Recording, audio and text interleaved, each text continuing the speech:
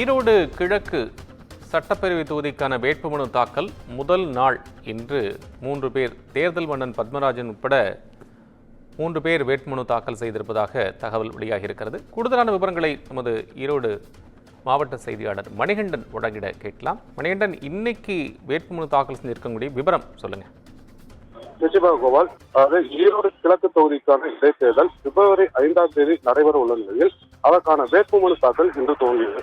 அதன்படி முதல் நாளான இன்று ஈரோடு மாநகராட்சி அலுவலகத்தில் காலை 11 மணி முதல் மதியம் 3 மணி வரை வேட்புமனு தாக்கல் நடைபெற்றது. இதில் சேலத்தை சேர்ந்த தேர்தல் மன்னன் என்கின்ற பத்மராஜன், கோவையை சேர்ந்த நூர் முகமது மற்றும் கரூரை சேர்ந்த ஓய்வு பெற்ற ராணுவ வீரர் மதுரை விநாயகம் உட்பட 3 சுயேட்சை வேட்பாளர்கள் தங்களது வேட்புமனுவை தேர்தல் நடத்தும் அலுவலர் மணிஷிடம் தாக்கல் செய்தனர்.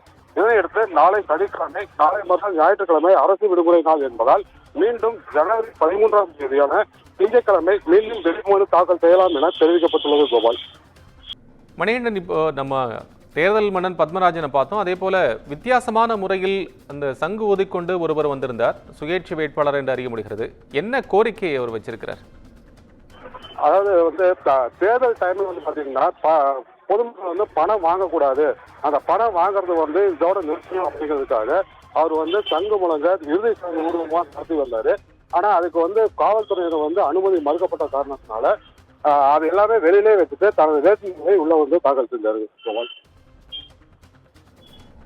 நன்றி மணிகண்டன், உங்கள் விவரங்களுக்கு நன்றி.